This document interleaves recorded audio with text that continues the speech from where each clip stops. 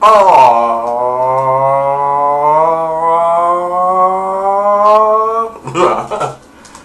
This is album versus album. LL Cool J, Bigger and Deffer, the Bad Album, versus Kool Moe Dee, How You Like Me Now.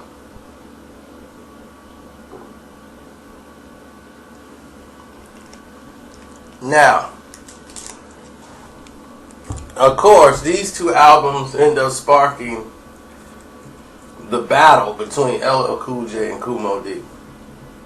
But let's go and look at the actual albums, record and CD or whatever you want to call it. But back then it was basically tape or record, and I was the go by the record type guy, so to me that's all it was about. Bigger and Deffer, when that came out, it had completely changed the game of rap. Nobody said anything about anybody else being better. LL Cool J was crowned the greatest rapper in the world once that record was made.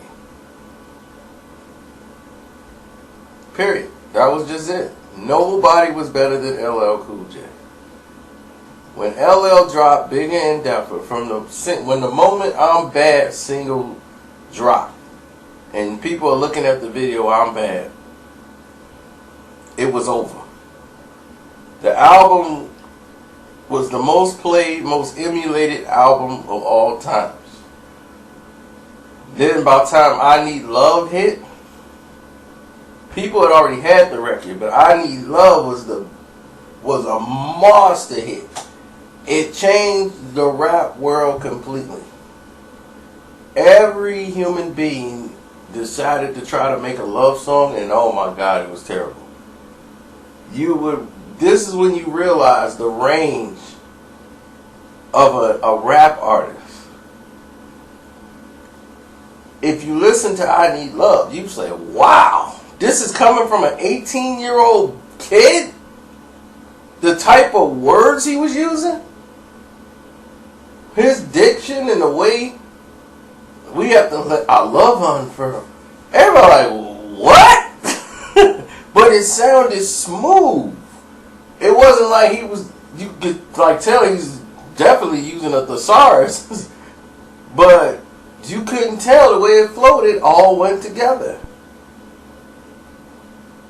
And people were astonished.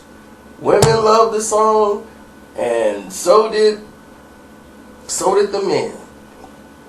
But now you got to break down the album. So when you breaking down the album, it was a monster hit. You got songs like Get Down, Go Cut Creator Go, which was some of the best scratching I've heard on the song with Bobcat on there just tearing that record apart. I mean, he was getting off on that. Then you got the Breakthrough, and then the 357 Breakdown, which was known throughout the streets as the Freddie Rap, because he just starts the verse off. To rappers, I'm a nightmare on M Street, hella fire, hotter than heat, and hotter than heat. That's all the others can't eat. Man. And it was like, yo, play that Freddie Rap. That's all people would say. Yeah, I love that one. Play that back. 357, ain't nothing changed. You feeling the strains, having a heart attack, attach your back. Then bring it all down. We used to have to play that. Back then, you used to have a radio and carry it around the streets. People run that all the way back. Like, run that back. And then you had certain songs that, My Rhyme Ain't Done. You know, everybody had like the little joke rhyme back then. You gotta have some fun with it. So when he was going back through time, meeting all these great characters that he's seen on television, and when he was like, that story is over, but my rhyme ain't done. So it was pretty funny, you know. But he got clowned for it by like MC Shan.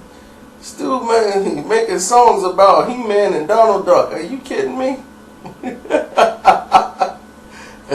I used to laugh because anybody on the outside world looking at that would think that was pretty funny. And then the Bristol Hotel, baby. She says, the Bristol Hotel, room 516, the Bristol Hotel. Where that at? Jamaica, Queens.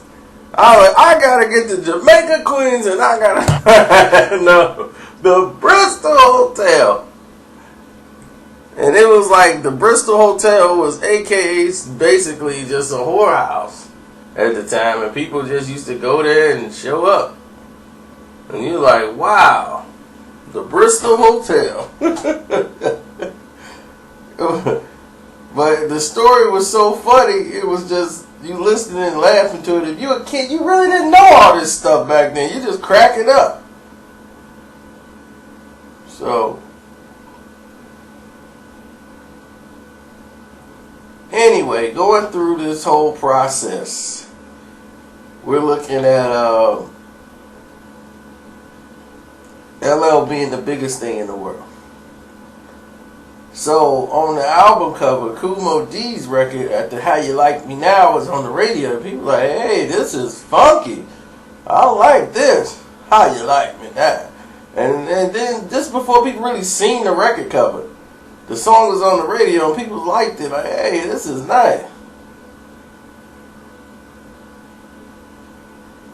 And if you looked at the cover, they're like, whoa, wait a minute. Is he running over a red Kango? LL has the red Kango. It was like, what is this? You know, so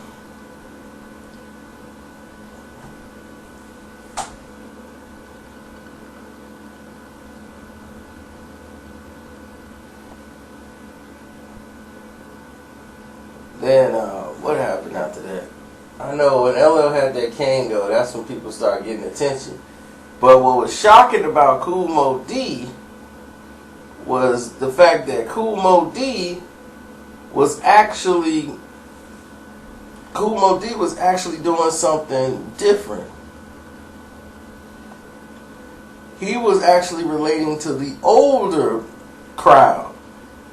Because at that time, LL was basically people in their 20s and teens was bopping to LL. But if you was in your 30s and 40s, Biggie and Duffer wasn't really your album. Kool Moe Dee had the 30 and the 40-year-olds. Especially when he came out with Wild Wild West, How You Like Me Now, they were making t-shirts about How You Like Me Now.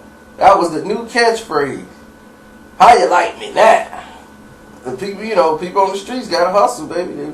You had the t-shirt, How You Like Me Now. But when Wild Wild West came out, it was over. I mean, over. Wild Wild West came out, and that was they jam. I mean, my mama bought that record. That tells you right there exactly what type of time it was when my mama bought a hip hop record. My mama, hey, Kool Moe Dee, Wild Wild West. So that was it. Wild Wild West. People on the west side played that song to death.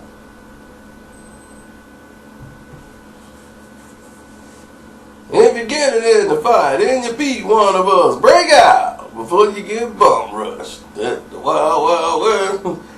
That was it. Right there. That was lying.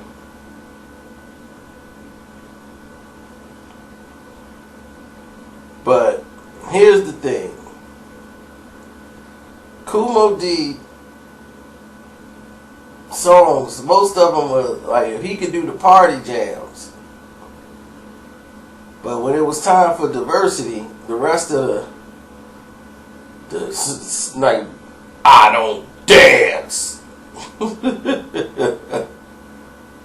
You suckers up in the place. the rest of the album kind of fell flat. Like it was deemed hot basically by 2 songs. Like 50 Ways, I used to love 50 Ways. I need 50 ways to get you. But he just, that Paul Simon 50 Ways to Leave Your Lover beat was just, I just think he had a hard time putting his style to it. But I actually like 50 Ways. And then I'm a Player. I used to play that to death. I used to let, I'm nothing but a player. I was like, well, that song was hot.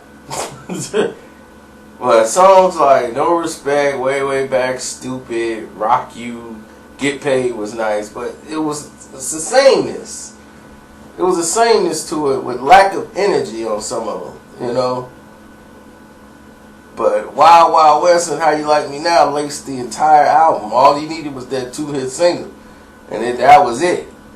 And they were so monumental. Like Wild Wild West became bigger than How You Like Me Now. So he was done. He had to make no more videos for this album. But 50 Ways was starting to get some rotation because the hip hop heads are like, hey, all right, we like that. That's funky. But it's standing up against Big and Deffa. Big and Deffa had way more hits, and they were way more monumentally just gigantic.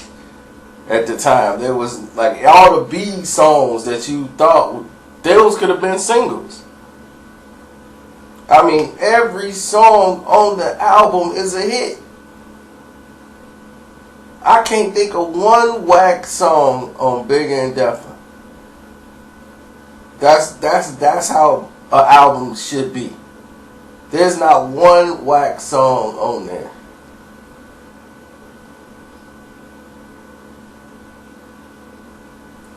Now, don't get me wrong. Some of these songs on How You Like Me Now they not bad. They just not great. Like LL used to say, what, he was a guidance counselor rapper? He's hip hop's guidance counselor rapper. That's Kool Moe Dee. You know, like that's how he comes off. But LL had a whole different energy level. Like he was turned up, moving, animated. Where Moe Dee, you know, he did a couple of steps. He was like, I don't dare. You know, do a couple of little steps and then that's it. You might do a spin here and then. That's about all you finna get out of Moe Dee. He finna hit you with the rhymes. But I say it's gotta be LL 100%. But y'all tell me what y'all think. I'm out. And I think this is volume 20. So for the 20th one, we do this. How monumental is that?